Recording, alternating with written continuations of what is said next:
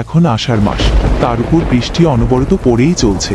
মাঝে মাঝে একটু থামে তো আবার কিছুক্ষণের মধ্যে আবার বৃষ্টি পড়া শুরু হয়ে যায়। আর বর্ষা মানেই তো বৃষ্টি, সেটা আর হবে না।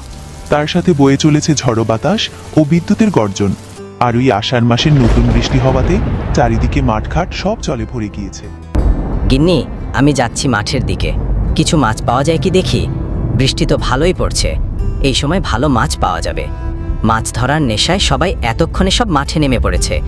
আমি এই যাব আর কিছু মাছ ধরে তাড়াতাড়ি ফিরে আসব। তুমি গরম গরম ভাত চাপিয়ে দাও, এসে মাছের ঝাল দিয়ে জমিয়ে খাওয়া যাবে, কেমন? তাই নকুল আর ঘরে বসে না থেকে বেরিয়ে পড়ল একটা বর্ষা, ছাতা ও টর্চ হাতে নিয়ে। তখনও মুষলধারে বৃষ্টি পড়ছে, আর বৃষ্টি যতই পড়বে মাছও ভালো পাওয়া যাবে। সেটা গ্রাম বাংলার লোকজনদের অজানা নয়। কিছুটা মাছ ধরার পর নকুল বাড়িতে ফিরে এলো।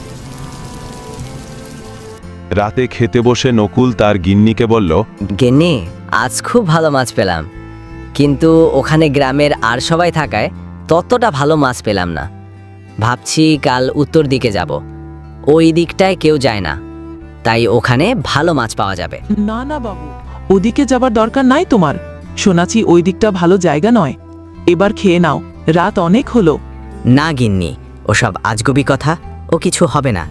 রাতে খাওয়া দাওয়া সেরে ঘুমিয়ে পড়ল। পরের দিন যথারীতি স্ত্রীর কোথায় কোনো ভ্রুক্ষেপ না করে নকুল চলে গেল ওই উত্তর দিকের মাঠে। যখন নকুল উত্তর দিকের সীমানায় গিয়ে পৌঁছল, তখন সে দেখল যে সেখানে আর বেশি ঘন কালো মেঘ ও বৃষ্টির ফোঁটার বেশি দাপট। আশেপাশের পরিবেশটা কেমন যেন ছমছমে ভাব। দূর ও সব কিছু না, মনের সব ভুল ভাবনা ঝেড়ে ফেলে সে সবে মাছ ধরতে যাবে।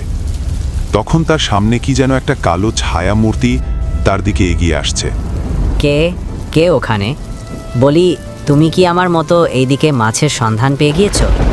তা বলি, এসো তাহলে একসাথে মাছ ধরবো। আমি তোর মাছ ধরার সাথী নই রে নকুল, আমি মেছো আত্মা। তুই এদিকে কেন এসেছিস?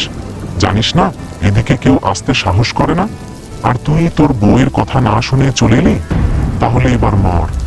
যে একবার আসে সে আর ফিরে না, তুইও না। না না, আমাকে ছেড়ে দে, আমি আর কোনোদিন আসবো না। আমার ভুল হয়েছে, ছেড়ে দে, ছেড়ে দে। আ আ আ রাতে নকুল বাড়িতে ফিরে না আসা দেখে তার বউ ও গ্রামের সব লোকজন মিলে নকুলকে খুঁজতে বের হলো। এদিকে রাত তখন অনেক হয়েছে। তারা প্রথমে দক্ষিণ দিকের মাঠে গিয়ে না পেয়ে চলে গেল উত্তর দিকে মাঠে। সেখানে গিয়ে তারা দেখলো যে নকুল মৃত অবস্থায় পড়ে আছে। তা দেখে মনে হয় যেন কেউ তাকে ঘাড় মুটকে মেরে ফেলেছে। এদিকে নকুলের বউ তার দেহকে ঘিরে সমানে কেঁদেই চলেছে।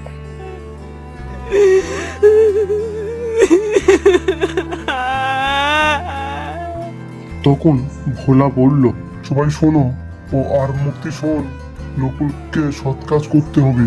তোরা যা, কাঠ ও যাবতীয় ব্যবস্থা কর। বৌমা, আর কেঁদে কি হবে? যা হবার তো হয়ে গেছে, একটু শান্ত হও। আর আমরা গ্রামবাসী মিলে নকুলকে শ্মশানে নিয়ে তার দাহ কার্য সম্পূর্ণ করে দেব।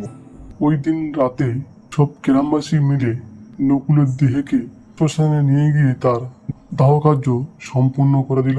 এবং দাহ কার্য সম্পূর্ণ করে তারা যখন বাড়িতে ফিরে তখন প্রায় ভোর হয়ে গেছে। এতে আমাদের চ্যানেলটিকে সাবস্ক্রাইব করুন, সাথে বেল আইকনটি অন করে দিন, আর লাইক, শেয়ার, কমেন্ট করে আমাদের পাশে থাকুন। ধন্যবাদ।